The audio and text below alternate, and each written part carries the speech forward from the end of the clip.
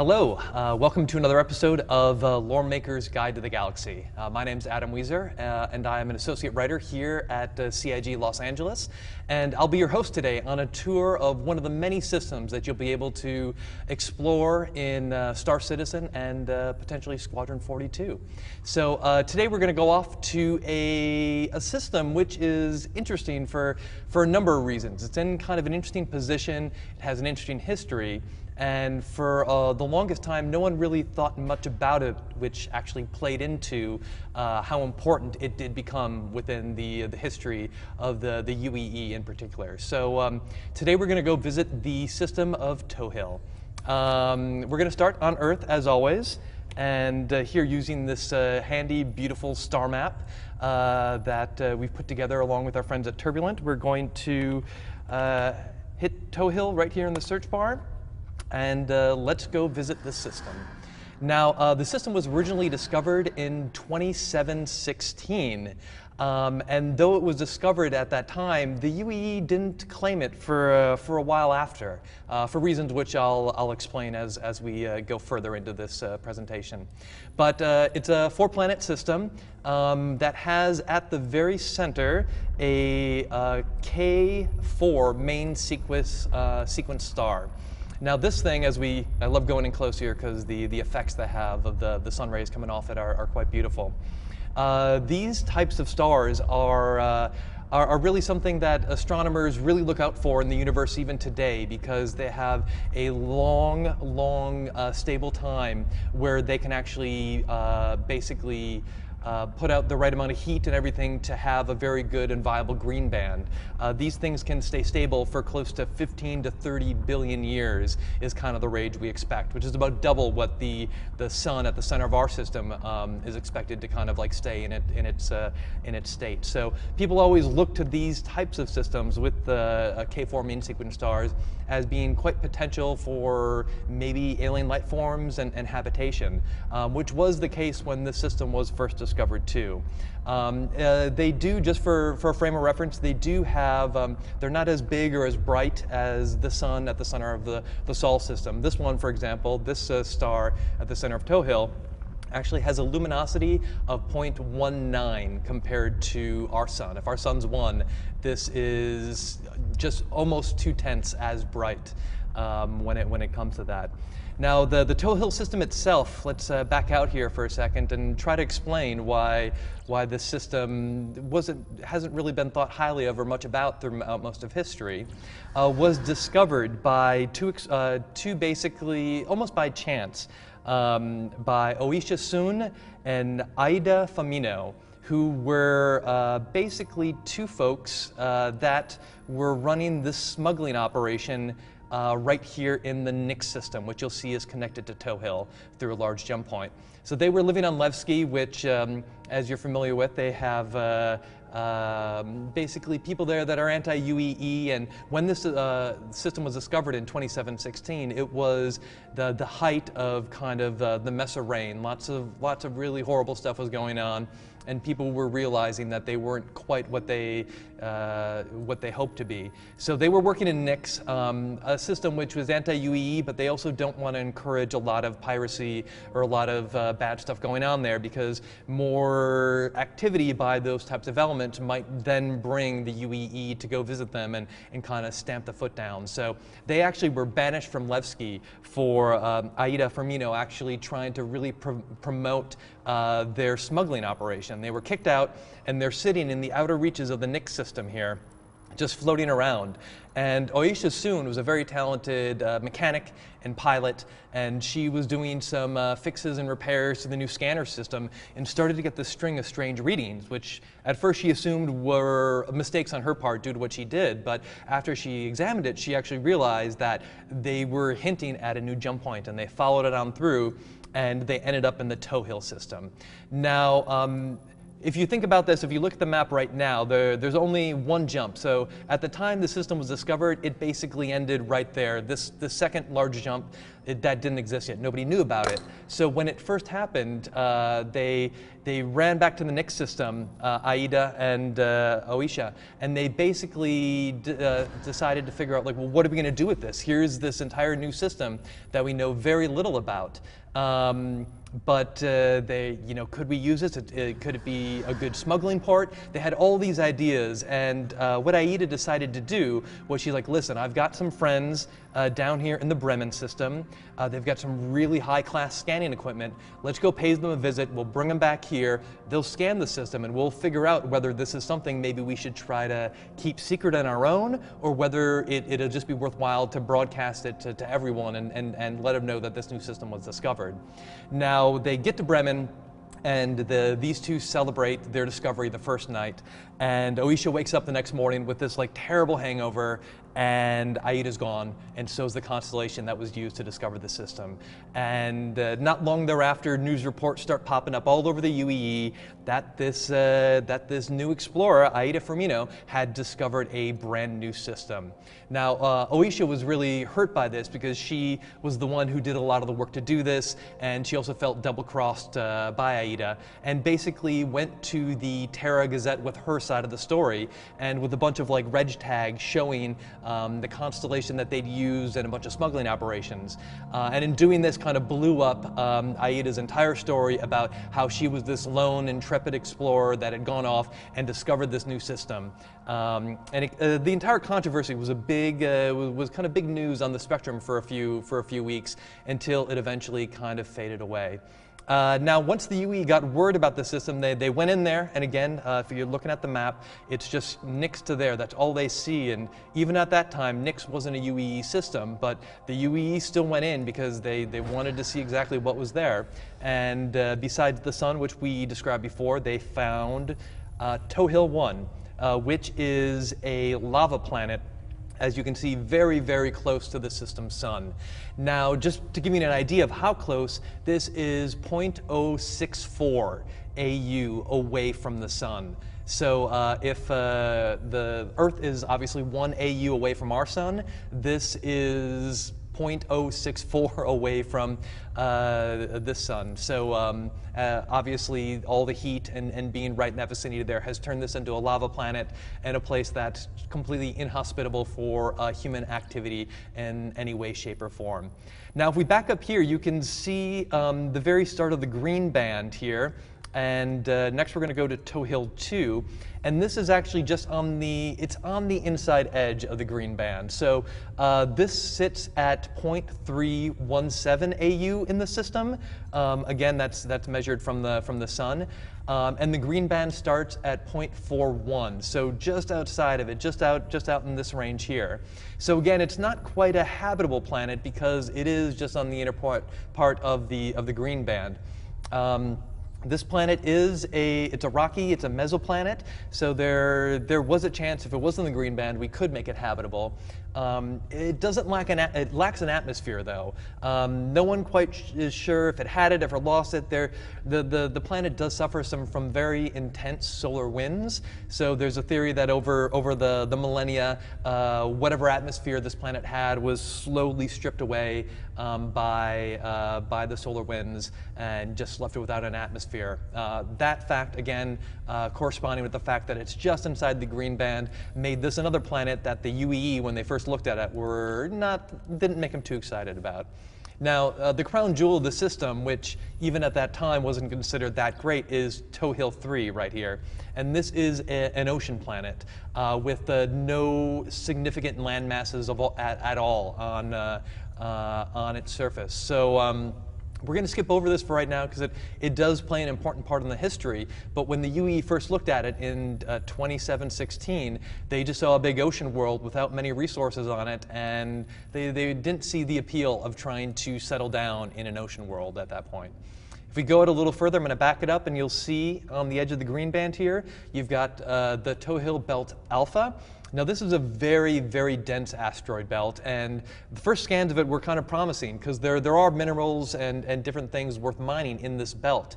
Unfortunately, a lot of the bigger kind of like mining conglomerates looked at the layout and what was in this asteroid belt, ran a bunch of projections, and basically discovered that for massive operations, the amount of stuff you would extract from it isn't worth all the money and the effort you would have to put in to get it out. So they've kind of left it alone. That means it's probably a good opportunity for some smaller miners to go in there and try to make a few bucks here and there. But that comes with its own dangers, which I will explain a little bit later on. Let's move on out to the last planet in the system. This is Tohil 4, and this is a super Earth. It's massive. It's frozen though. It's well beyond the frost line. It suffers a lot from asteroid strikes, so there really hasn't been much activity or much use for humanity to go to this planet. It just kind of sits out here on the very edges of the system. Now, so this is what the UEE saw when they first came in and scanned it, and they saw this and they're like, you know what? We don't really need this system. It doesn't really do anything for us. It doesn't add anything to the empire. And again, the only way to get to it would go through this unclaimed system of Nix. So what's the use in doing that? Well, it turns out that a few years later, this jump point, connecting it to Oya, was discovered. Now, at the time that this jump point was discovered coming in from Oya, this was, I believe, let me double check my notes here, 21. So it's like 5 years after the initial discovery. Oya also was already part of what was called the Perry Line. Now, for those unfamiliar, the Perry Line was basically a string of systems that separated the UEE from the Xi'an Empire during the Cold War, particularly during the time of the Messers. These systems, like Oya, were basically completely abandoned on both sides. They'd run their military patrols through them just to keep an eye on it, but they were considered no man's land. These were buffer systems that were meant to try to keep the empire separate. When Oya and Tohil were suddenly connected, that became suddenly maybe a more strategic place for the UEE to own. So they moved on in, and in 27-21, that is when they officially claimed the system, because they figured they could stage other military units in Tohil. So if anything ever went down in Oya here, they could send in the military from Tohil, and Castra, also right down here, had a large military contingent. So they figured this would be a great, now that it's connected to Oya, it's become strategically important. They claimed the system, and they kind of went in and were spending time there. And while they were there, over the course of the years, they were doing more scanning. And that's when the second large jump point, which connects it to Virtus, up here, was discovered. Now, Virtus is a Xi'an system. It would basically become part of the Perry Line too. So the Perry Line up in this part of the map would kind of go right through here, all three of these systems. But the second that Tohil got connected to Virtus, it was no longer this kind of insulated system that was like Nix and Oya that the UEE could completely control. Now the Xi'an also had a direct route right into the Tohil system. And this kind of changed the equation and the math on whether or not it was going to be worth to keep the system, or how much it was going to be worth for the UEE to spend time in the system.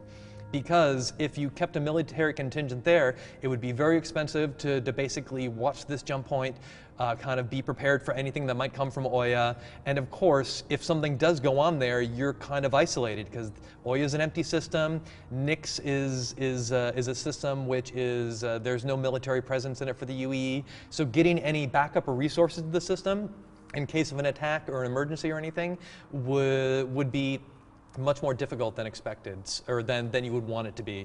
So because of this discovery to the Virtus system, the UEE military presence in Tohil, they decided to pull it back. And they pulled it back to Castra here. They moved it back all the way here, and basically left Tohil alone. They added it to the Perry Line, said this is basically another one of the buffer systems people can come and go through, just in case, to kind of keep our peace. Now, by the time this happened, Tohil had been known in Nix for a while, and when the military moved out, they realized, wait a minute, now we have this system here, which used to just be connected here, which also leads us into Xi'an space. So a lot of entrepreneurs and smugglers and different different criminal elements realized if you didn't like the messers, if you wanted to get out of the UEE, Tohil was now a viable option, and it was one the military really wasn't spending that much time or attention on. So it was during this period that Tohil got the reputation it still has today as basically a smuggler's paradise. It's a place that not many people thought of. They didn't think, as I explained before, there's nothing really in this system. So, and that's the way that the pirates and the smugglers kept it for years and years and years, because they didn't want people coming there, because they wanted to use this as kind of the main smuggling route between the UEE and the Xi'an Empire through the end of the Cold War. Now, what these smugglers realized when we go back to Tohil 3, which is this ocean world I told you about earlier, is that Tohil 3 has, it doesn't have any land masses to populate, but it has a very interesting ecology. It has these, what they call living islands. There are these large biomasses that are part of the ocean and kind of connected, have these deep roots underground. And nobody knows exactly when or who did it, but at some point, supposedly a smuggler had to crash land on this planet, and just because they had no other choice, they set down their ship on one of these large floating formations, plant masses, and it held. And they realized over the time that these actually were sturdy and strong enough, whatever these plants were, that they could support humans walking around, landing ships, even starting to build some structures on them. So for years and years and years, they wanted to put forward this myth that nothing was there, so that every one of these smugglers and pilots could have their own little floating island that they could maybe deck out, think like Parts of the Caribbean style, like this is their own secret little place where they can go and hide their ship and build something, place to hang out and hide their loot and stuff like that. So it was a boon for the smugglers at the time, that people didn't think there was really much going on here on Tohil 3. Now, the popularity for it as a smuggling destination actually then came in to be a big part of UEE history, because in 2789, a young Emperor Kray, who was the ruler of the Xi'an Empire, actually came to this system to meet with a senator from Terra by the name of Terence Akerai.